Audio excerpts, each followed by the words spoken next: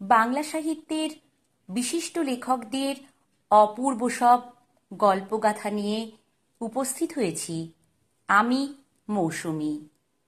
এই ইচ্ছেডানা চ্যানেলে সকলকে জানাই সাদর আমন্ত্রণ।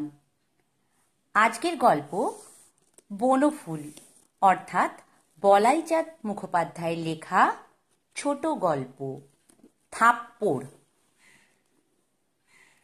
সন্ধ্যার সময় যে রোগীটির বাকি ফি দিয়ে যাবার কথা সে এলো না। মনটা খারাপ হয়ে গেল। ওষুধের দাম বা ফি বাকি পড়লে তা আর সহজে আদায় হয় না। বেশি তাগাদা করলে লোকে বলে চামার, সুতরাং তাও করা যায় না। যিনি ফি বা ওষুধের দাম বাকি রেখেছেন তারও একটা চক্ষুলজ্জা আছে, সুতরাং তিনিও যথাসাধ্য এড়িয়ে চলতে চান। রাস্তায় দেখা হলে হয় ভান করেন যেন আমাকে দেখতে পাননি বা পট করে পাশের গলিতে ঢুকে পড়েন। পুনরায় যখন ওষুধ বা ডাক্তারের দরকার হয় তখন আমার কাছে আর আসেন না, আর কারো শরণাপন্ন হন। মানুষের অকৃতজ্ঞতায় মন বিষিয়ে ওঠে। ভদ্রলোকের বাড়িতে উপর্যুপরি 4 দিন দুবেলা গেছি, একটি পয়সা দেননি এখনো।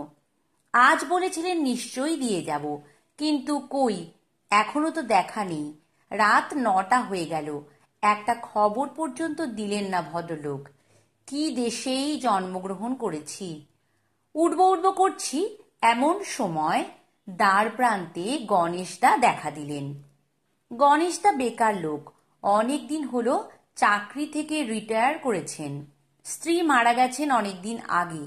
ছেলে মেয়েদের যা হোক হিল্লে হয়ে গেছে, সুতরাং তার এখন নিজের কোনো কাজ নেই।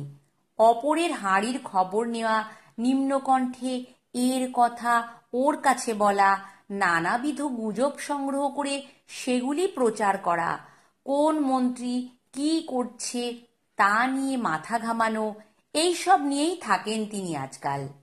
অর্শ, গেঁটেবাত, এক্সিমা প্রভৃতি কয়েকটি পোষা ব্যাধি আছে তার। এর মধ্যে যেটা যখন চাগায় আমার কাছে এসে ওষুধ নিয়ে যান, বলা বাহুল্য বিনামূল্যে। গণেশদা এসেই বললেন, ডাক্তারি করা ছেড়ে দাও, রোগ ধরতে পারো না, আপ টু ডেট ওষুধের নাম জানো না, ডাক্তারি করার দরকার কি? বলেই তিনি হেসে ফেললেন। কেন, কি হয়েছে? মিত্তিরদের বাড়ির ছেলেটাকে তুমি কি দেখেছিলে? গত 4 দিন থেকে দেখছি। এখনই তাদের বাড়ি থেকে লোক আসবার কথা, ফি বাকি আছে। আর তারা আসবে না, সিভিল সার্জনকে ডেকেছে। বলে বেড়াচ্ছে তুমি নাকি রোগ ধরতে পারোনি। সত্যি?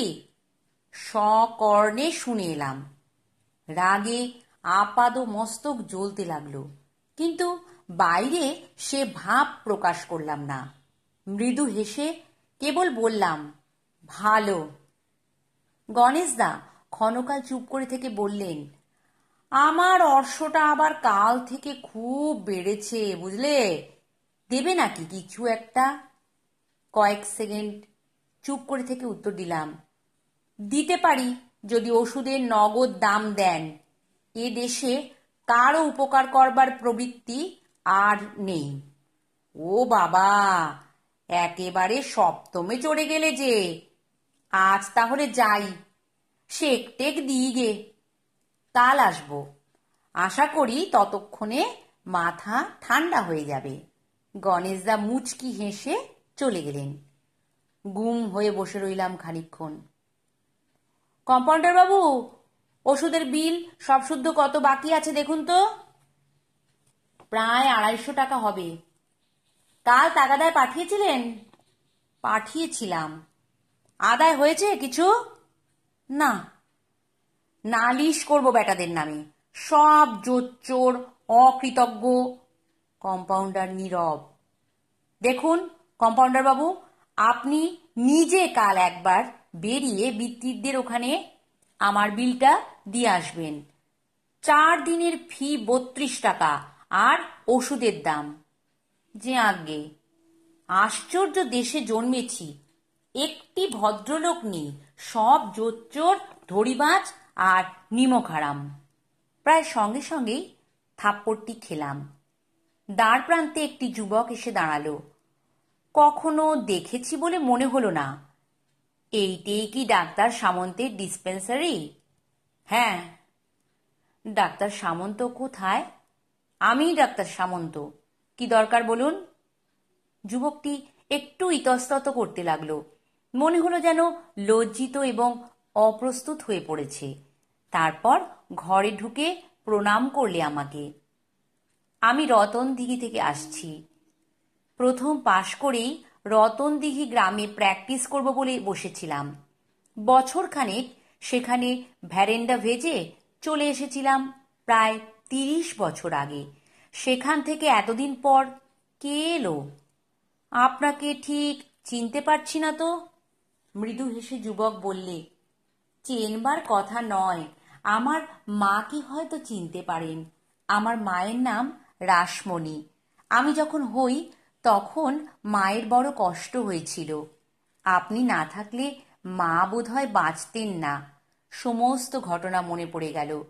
16-17 বছরের একটি প্রসব বেদনাতুরা নববধূর আর্তমুখ ফুটে উঠল মানসপটে। রাসমণিও আমাকে একটি পয়সা দেয়নি।